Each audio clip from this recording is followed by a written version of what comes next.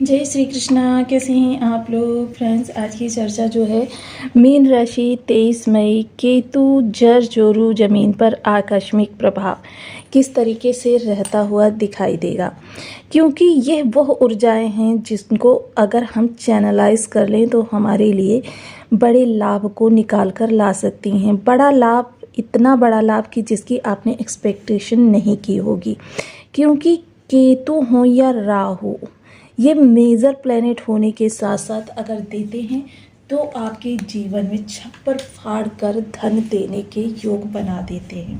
तो ऐसे ही ग्रहों को हम अपने जीवन में किस तरीके से इनकी ऊर्जा को चैनलाइज कर सकते हैं, जिस तरीके से हम सभी लोग जानते हैं केतु जो हमारे षष्ठ भाव में गोचर कर रहे हैं। षष्ठ भाव काफ़ी महत्वपूर्ण भाव है जो हमारे जीवन में रोग रिप ऋण को दर्शाता है। तो रोग रिपीट क्या है? ये हमारे जीवन की वो स्थितियां हैं या कह सकते हैं वो ब्रेकर हैं जो हमें आगे बढ़ने पर हमारे गति अवरोधक रूप में सामने आते हैं। जब ये गति अवरोधक रूप में सामने आते हैं, मान लीजिए हम 4 कदम चले और इनके सामने आने से हम 2 कदम पीछे आ गए, फिर 4 कदम चले, फिर 2 कदम पीछे आ गए, तो हमारी ग्रोथ अप्रत्याशित रूप से क्रांतिकारी नहीं हो पाएगी।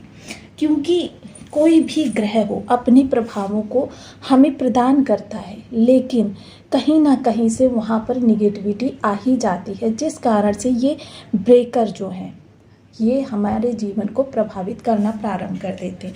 2026 में केतु सिंह राशि में स्थित आधिकारिक और कर्मिक मघा नक्षत्र से गोचर 5 दिसंबर तक रहेगा।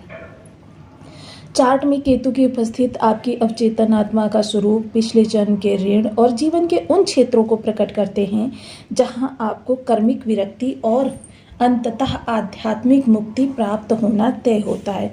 यहाँ पर ये आध्यात्मिक वैराग्य, पूर्व जन्म का बोझ और आपकी छिपी हुई ताकतों को अग्रसर करने का प्रयास करेंगे।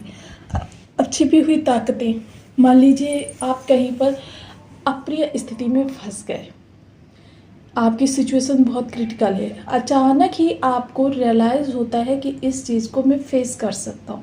अचानक ही आपकी शक्तियाँ आपका साथ देने लगती हैं और बाद में आप रियलाइज़ करते हैं कि इतने पावरफुल आप किस तरीके से हो गए। क्योंकि जब तक देखिए कुछ लोगों की यह प्रवृत्ति ही होती है, जब तक उनके सामने क्रिटिकल सिचुएशन बनती नहीं है तब तक उसका निदान नहीं हो पाता है। तो ये काफ़ी महत्वपूर्ण समय रहेगा आपके जीवन को प्रभावित करने के लिए, केतु की ऊर्जा को चैनलाइज करने के लिए, क्योंकि केतु बहुत महत्वपूर्ण ग्रह है। राहु से भी ज़्यादा पावरफुल ग्रह नहीं माना जाता है, किंतु ये हमेशा बहुत शांत रहते हैं, जिस कारण से इनको थोड़ा सा चर्चा का कम विषय बनाया जाता है।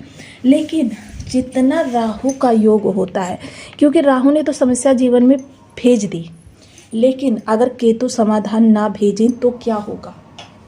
जीवन हमारा उसी समस्या में दिन रात जूझता रहेगा, परेशान रहेगा, हताश रहेगा, निराश रहेगा और हम आगे नहीं बढ़ पाएंगे। अब केतु यहाँ पर इस समय आप देख रहे होंगे आपके मन में बहुत ज़्यादा उथल पुथल चल रही होगी, मानसिक परेशानियाँ इस समय आपको बहुत ज़्यादा प्रभावित कर रही होगी, क्योंकि केतु का जो गोचर है वो इस समय देखिए मघा नक्षत्र से तो हो रहा है, लेकिन साथ ही साथ नवमांस यदि देखा जाए तो चतुर्थ नवमांस रहेगा जो कि कर्क के नवमांस है।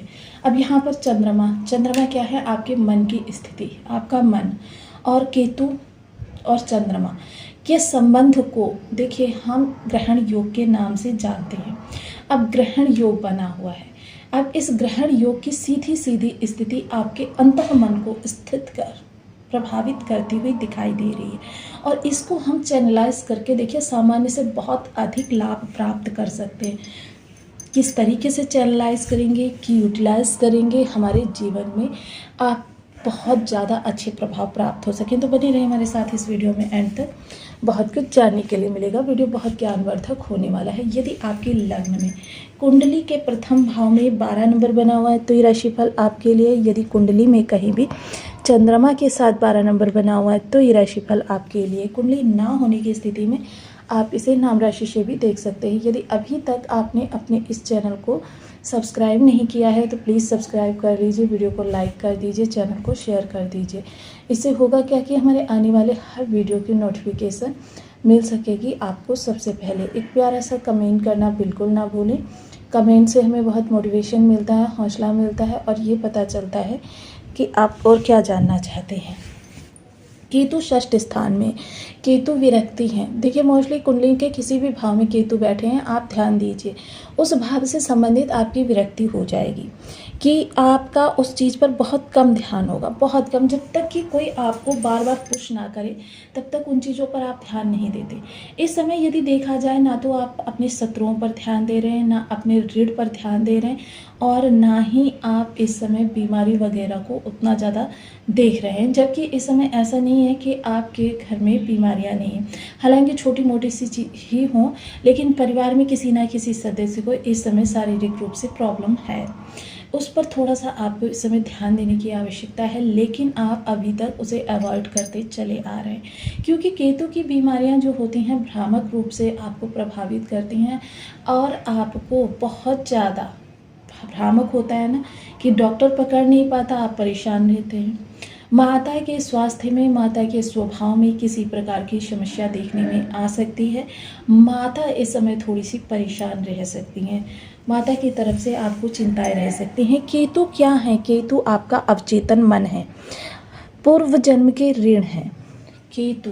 और अगर हम पूर्व जन्म के ऋण, क्योंकि अवचेतन मन, इल्यूशन पावर एक दूसरे से जुड़ जाती हैं, क्योंकि आप देखते हैं जिस समय पर आप बहुत ज़्यादा गहरी नींद में होते हैं या आप जिस समय पर आध्यात्म की बहुत गहन साधना में होते हैं, उस समय आपको कुछ चीज़ें ऐसी जिनको हमने रहस्यमयी अनुभव का नाम दिया है, कुछ चीज़ें ऐसी आपको इल्यूट होती हैं कि आपको लगता है कि वो आपके साथ घटनाएं घटित हुई हैं, लेकिन ऐसा कुछ नहीं होता। वो घटनाएं आपके आगामी समय में आपके साथ घटित होती हैं। देखिए इल्यूशन पावर के आधार पर होता है, कभी कभी आपको घंटे 2 घंटे पहले इल्यूशन हो जाता है, कभी कभी आपको 1-2 दिन पहले इल्यूशन होता है और कभी कभी आपको वीक का इल्यूशन होता है, लेकिन इल्यूशन होता है।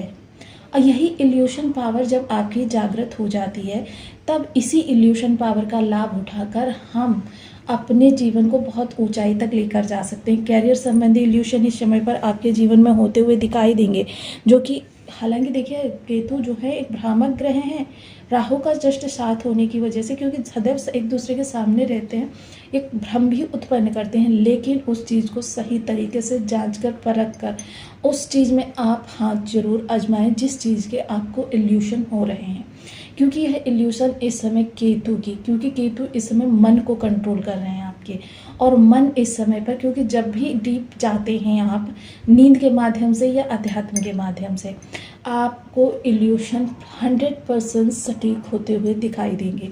और जब आप उन पर अपना हाथ आजमाएंगे, कैरियर संबंधी भी हो सकते हैं, तो आप देखेंगे सामान्य से कई गुना ज़्यादा आपको लाभ मिल जाएगा, रिजल्ट जो होगा बहुत बेहतर होगा। वहीं केतु इस समय आपके व्यय भाव को भी नियंत्रित करेंगे। जब व्यय भाव को नियंत्रित करेंगे तो निवेश आपके बहुत महत्वपूर्ण होंगे। अब इल्यूशन की एक प्रक्रिया और भी हमारे सामने आती है कि इल्यूशन को हम किस तरीके से और ज़्यादा पावरफुल बना सकते हैं या जल्दी जल्दी इल्यूशन को हम देख सकते हैं। देखिए जब यह योग बने आपके, एक ये तो ये योग बनना बहुत आवश्यक होता है, और दूसरा क्या होता है कि योग की बन जाए और हमको इल्यूशन ना हो, तो ऐसे में हमको थोड़ी सी अपनी एनर्जी को चैनलाइज करना चाहिए कि हमको डीप जाने का प्रयास करना चाहिए, बहुत गहन निद्रा में जाने का प्रयास करना चाहिए, या आध्यात्म के माध्यम से हमें अंतर्मुखी होना चाहिए। इन 2 चीज़ों को अगर हम जागृत कर लेते हैं तो ये स्पष्टतया इल्यूशन, यानी कि जैसे चलचित्र होता है उसी तरीके से इल्यूशन आपको होना प्रारंभ हो जाता है और आप गोचर की भाषा को बहुत आसानी से समझना प्रारंभ कर देते हैं। देखिए कुछ पाने के लिए कुछ खोना पड़ता है। यहाँ आपको थोड़ा सा अपनी दिनचर्या में से समय निकालकर अपनी इल्यूशन शक्ति को जागृत करना होगा, क्योंकि दिसंबर तक, हालांकि बीच में दिसंबर तक केतु मघा नक्षत्र से ही गोचर करेंगे, हालांकि नवमांश का समय काल थोड़ा सा कम रहता है। यहाँ पर व्यय अनावश्यक नहीं होंगे, लेकिन हाँ, इस समय पर आपको रोग रिप से बचाने का प्रयास करेंगे, कोर्ट कचहरी से बचाने का प्रयास करेंगे। नवम दृष्टि जो होगी ये आपकी वाणी पर प्रभाव डालेगी। वाणी पर प्रभाव डालेगी तो जाहिर सी बात है, क्योंकि केतु जो है आध्यात्मिक प्लैनेट है, तो असत्य संभाषण आपके जीवन का एक निगेटिव पॉइंट रहेगा। जैसे ही आप असत्य संभाषण करेंगे, केतु निगेटिव हो जाएंगे।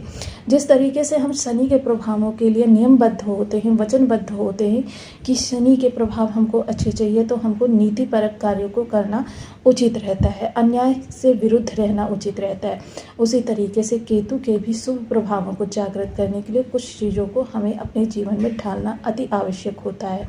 इसी तरीके से असत्य संभाषण केतु की पावर को घटा देते हैं या केतु को ही निगेटिव बना देते हैं। खान पान बहुत सात्विक संतुलित रखें।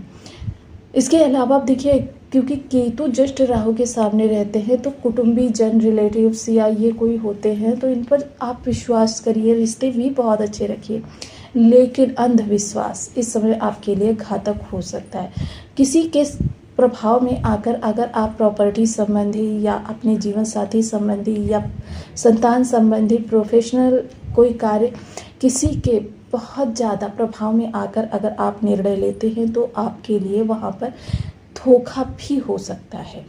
क्योंकि देखिए, केतु जो है एक बहुत सरल ग्रह है, और सरल ग्रह है, सरलता से सारी चीज़ों को मान लेता है। क्योंकि राहु जो है तर्क करता है, लेकिन केतु कभी तर्क नहीं करता, सरलता से सारी चीज़ें मान लेता है। तो सरलता से सारी चीज़ें मानने का मतलब है, सामने वाला किसी भी मंशा से आपके सामने आ रहा है, आप उसकी बातों को एग्री कर रहे हैं, तो यहाँ पर आपके लिए लॉस की स्थिति भी उत्पन्न हो सकती है। अब केतु के प्रभावों को और ज़्यादा अधिक बढ़ाना है, तो हमको थोड़ा सा कुछ और विशेष उपायों को करना है। एक तो अपनी इल्यूशन शक्ति को पावरफुल बनाना है। दूसरा, आपको इस समय पर देखिए, एक या तो हम बीज मंत्र का जप कर सकते हैं, ओम केम केतवे नमः।